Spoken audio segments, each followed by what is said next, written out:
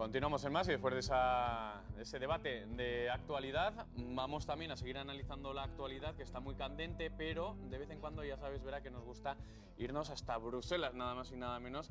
O que Bruselas, mejor dicho, venga a nosotros ese huequito, porque nos acompaña, y ya teníamos ganas, el eurodiputado por el Partido Popular, Pablo Zalba.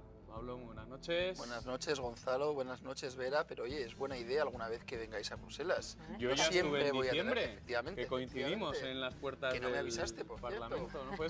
Fue sorpresa. Sí, y llegamos fue ahí, casual.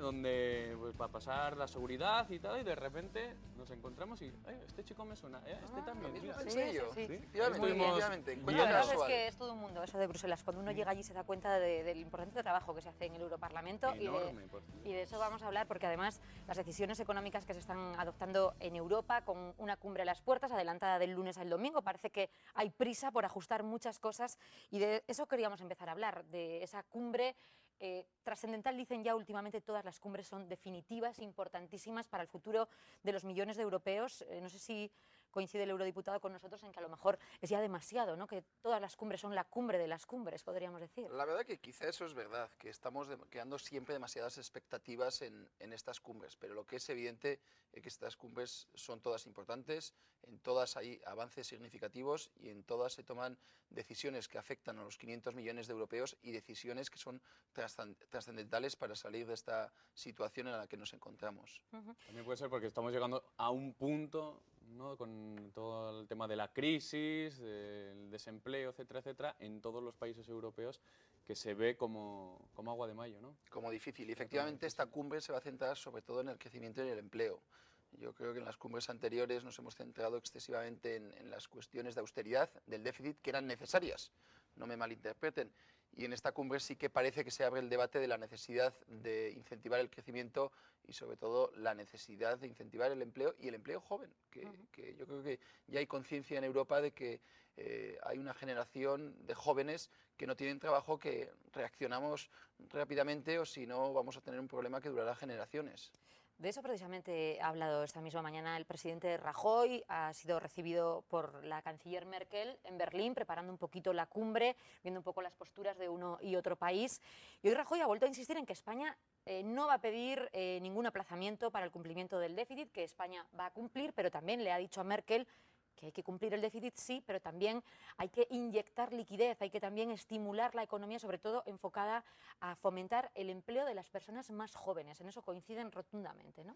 Efectivamente, yo creo que el compromiso con el déficit es claro y rotundo por parte de este gobierno, pero comparto completamente el análisis del presidente del gobierno, que hace falta también incentivar el crecimiento. Eso se hace con reformas. El gobierno ya ha anunciado dos reformas importantísimas, la reforma laboral y la reforma del sistema financiero, pero no es suficiente. También por parte de la Unión Europea hay instrumentos, existen instrumentos para incentivar el crecimiento. Está el Banco Europeo de Inversiones, que podría a través de préstamos financiar grandes infraestructuras europeas, y eso sería una manera de crear empleo y a la vez de crear competitividad en nuestra economía. Vamos a escuchar precisamente las palabras del presidente del gobierno de nuestro país, Mariano Rajoy, tras esa reunión con Angela Merkel.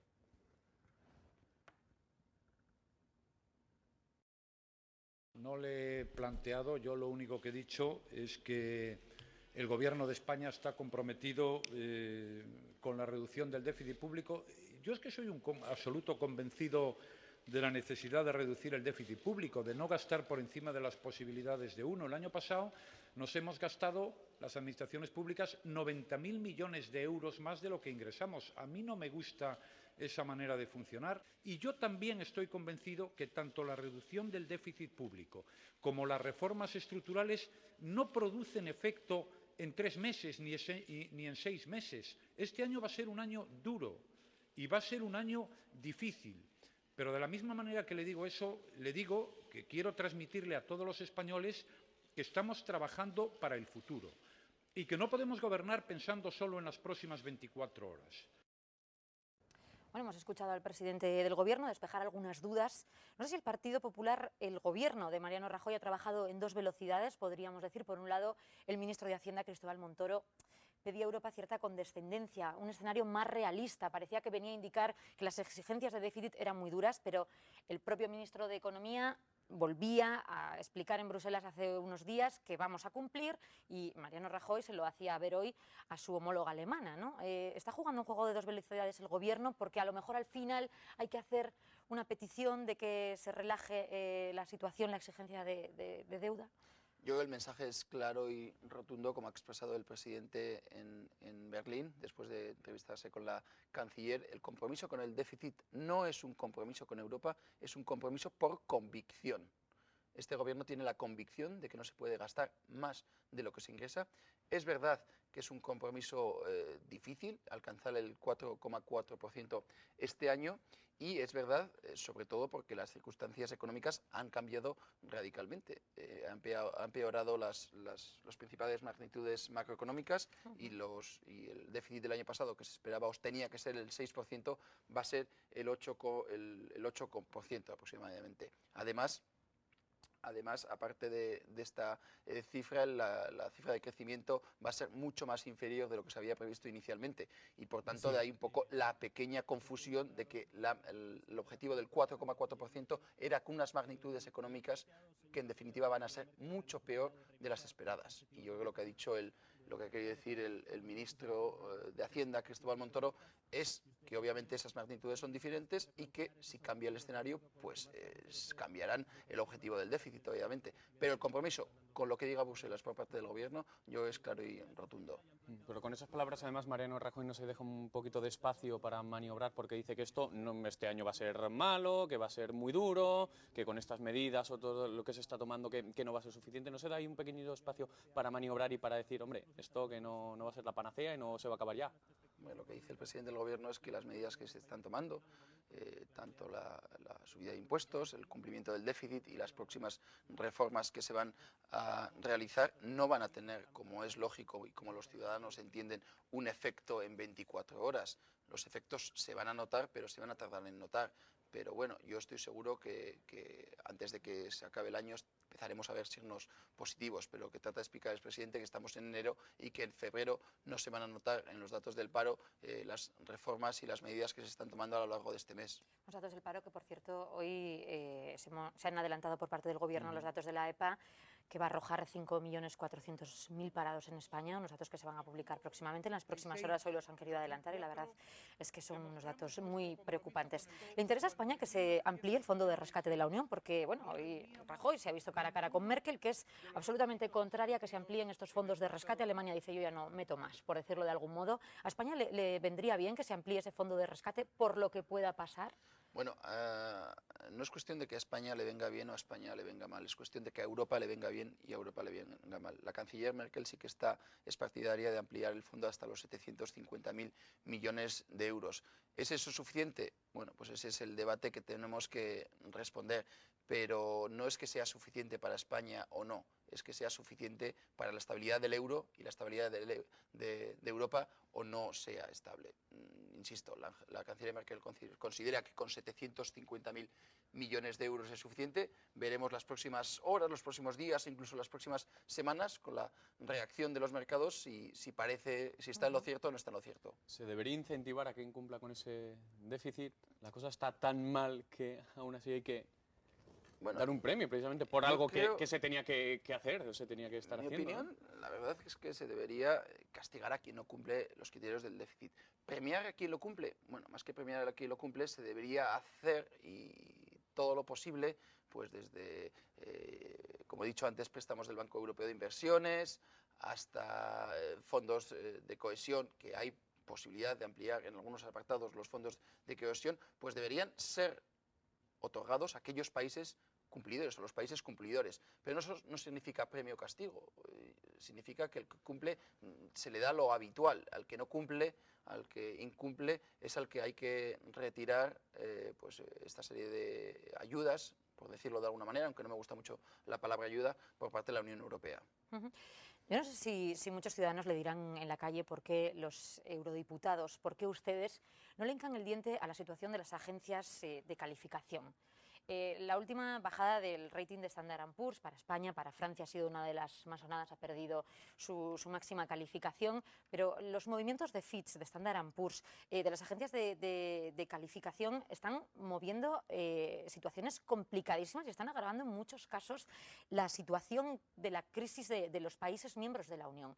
¿Por qué el Europarlamento no se sienta y califica a esas agencias de calificación? ¿Qué es lo que está pasando? ¿Por qué estamos en manos de estos entes? Bueno, la cuestión es quién califica las agencias de calificación.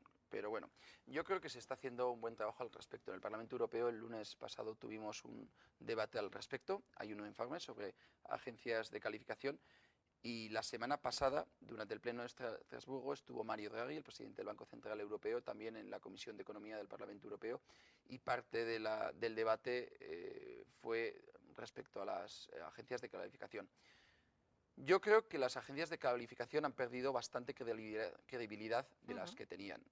Y basta con ver la reacción de los mercados tras la rebaja de calificación de la deuda de varios países, incluido España. De hecho, la bolsa española el lunes siguiente a la bajada de la calificación subió. O sea que yo creo que es evidente que el prestigio de estas agencias está cuanto menos en entredicho. También no hay más que ver que, por ejemplo, en la quiebra de Lehman Brothers, los ratings que marcaban estas agencias eran buenísimos. Efectivamente. Ninguno identificó ese problema, ¿no? Además, por parte del Banco Central Europeo, de su presidente de Mario Draghi, y en plena coincidencia con el Parlamento Europeo, con la Comisión de Asuntos Económicos del Parlamento Europeo, hay cuanto menos ya dos conclusiones al respecto. Primero, que hay que aumentar la competencia en el sector de las agencias.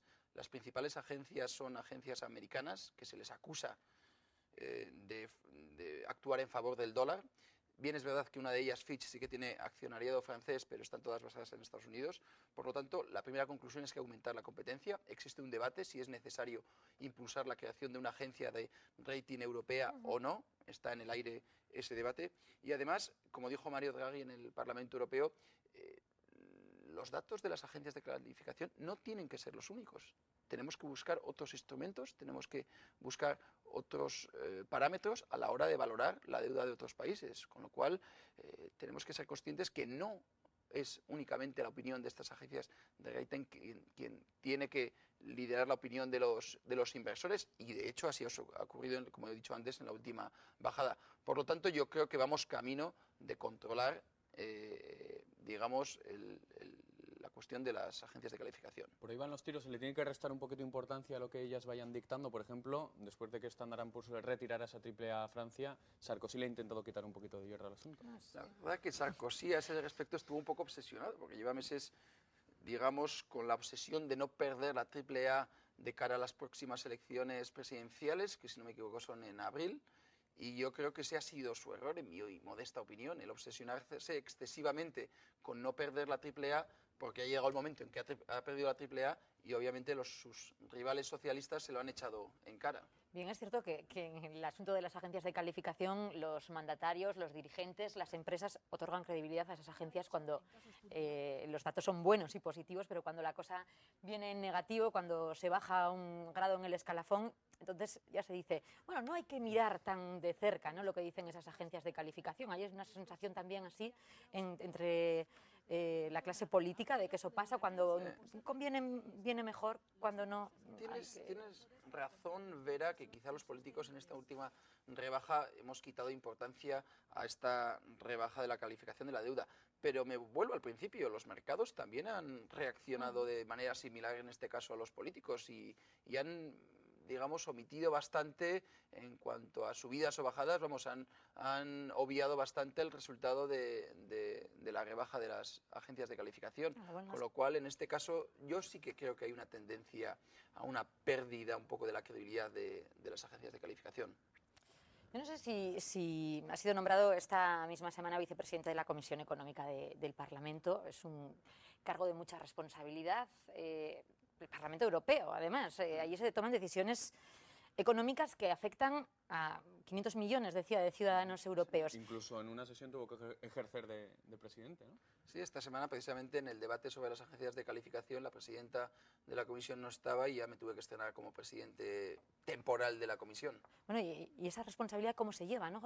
Trabajar con unos asuntos que parecen muy lejanos, pero que finalmente el peso que está teniendo la Unión Europea, la eurozona, en todas las decisiones que se están tomando en los países miembros, es infinito, por decirlo de algún modo, ¿no? Bueno, la verdad es una responsabilidad importante y también es un orgullo, sobre todo porque mi predecesor era José Manuel García Margallo, que en el Parlamento en cuestiones económicas ha sido siempre mi maestro y ahora, como todos ustedes saben, es ministro de Asuntos Exteriores, con lo cual, en primer lugar, es un orgullo sustituir a mi amigo José Manuel al frente de la vicepresidencia de la Comisión de Asuntos Económicos y efectivamente, Vera, es una responsabilidad importante pues porque los próximos meses van a ser meses complicados, van a ser meses en los que se van a tener que tomar importantes decisiones y esas decisiones se van a tener que debatir en la Comisión de Asuntos Económicos, así como obviamente en los parlamentos nacionales, con lo cual van a ser meses cuanto menos complicados y de mucho trabajo. Para que la gente está en sus casas pueda un poquito darse cuenta qué ambiente se respira cuando uno va a esas comisiones, porque tal con la que está cayendo. La verdad que impone estar presidiendo esa comisión. Esta semana, aparte del debate de calificación de las agencias de rating, estuvo la ministra de Economía de Dinamarca, porque es quien lleva la presidencia rotatoria del Consejo de la Unión Europea, Dinamarca, durante este primer semestre del año 2012, con lo cual impone, la verdad que no les voy a engañar. Y por esa comisión pues pasan ministros, pasa el presidente del Banco Central Europeo cada trimestre, con lo cual es una responsabilidad importante y bueno. Y por esa comisión ya no pasa la sombra de la desaparición del euro. Se habla también esto en Bruselas, porque hace unos meses se habló mucho, ¿no? Del crack de la moneda única, de qué podía pasar si el euro se venía abajo, cuál sería el futuro de Europa. Esto parece que ya se ha despejado, ¿no? Esta incógnita de que todo hay una apuesta por mantener la moneda única y por evitar que el colapso del euro colapse el sistema de funcionamiento de todo el continente, ¿no? Sí, la verdad que gracias a Dios ese debate ya ha desaparecido. Yo creo que vivimos momentos difíciles, sobre todo la segunda mitad del año pasado, pero el último consejo, el celebrado en el mes de diciembre en Bruselas, fue un consejo definitivo. Yo creo que ahí mandamos un mensaje político claro de que el euro no tiene marcha atrás, de que el euro jamás desaparecerá y parece ser que los mercados se han creído la apuesta, con lo cual hay que seguir trabajando en esta dirección para mandar mensajes claros a los mercados. Hoy Mariano Rajoy ha dicho que obviamente que España va a seguir apostando por el euro. Ese pequeño run que había hace unos meses tal vez pudiera ser por algunos países que querían desmarcarse o querían el sálvese quien pueda. Bueno, sí que es verdad que los medios de comunicación británicos, tan euroescépticos siempre, pues en mi opinión, esto es una opinión personal, estaban francamente encantados con toda esta crisis del euro. Al final, según su opinión, siempre su opinión, ellos estaban en lo cierto, los británicos estaban en lo cierto en no haber entrado jamás en el euro. Yo creo que España hoy estaría bastante peor si no formara parte de la moneda única. Con lo cual, yo creo que esa rum que decías de que parecía de que la moneda única estaba en peligro era un mensaje sobre todo enviado interesadamente por parte de algunos medios de comunicación británicos, incluidos el famoso Financial Times. Bueno, además de todo el aspecto económico, habéis participado últimamente en la reunión de la Comisión Parlamentaria Mixta Europea-Chile para hablar también del tema de las renovables, ¿no? Y el eurodiputado Navarro, en este caso el señor Zalba, que hoy nos acompaña, insistiendo en la potencia que Navarra sigue suponiendo en el continente europeo en su apuesta por las energías renovables, ¿no? Que emprendió un poco también el camino. Efectivamente. ¿En qué más se puede trabajar en este sentido? Esta semana se ha celebrado la Asamblea Parlamentaria Unión Europea-Chile y nos han visitado en Bruselas una serie de diputados y senadores chilenos y una de las ponencias era precisamente sobre la colaboración en energías renovables y la parte europea la encabezaba yo. Yo hablé con el Centro Nacional de Energías Renovables, con el CENER, que como saben ustedes está aquí localizado en Pamplona, y me indicaron que ya había un proyecto entre el CENER y una región de chilena denominada Biobío. Entonces, en ese debate se puso como ejemplo esta colaboración que ya existe entre el CENER y Chile como punta de lanza, como punta de lanzamiento de la futura colaboración entre la Unión Europea y Chile en energías renovables. Ambas regiones, tanto Chile como la Unión Europea, compartimos el objetivo de que el año 2020 el 20% de la capacidad energética provenga de energías renovables.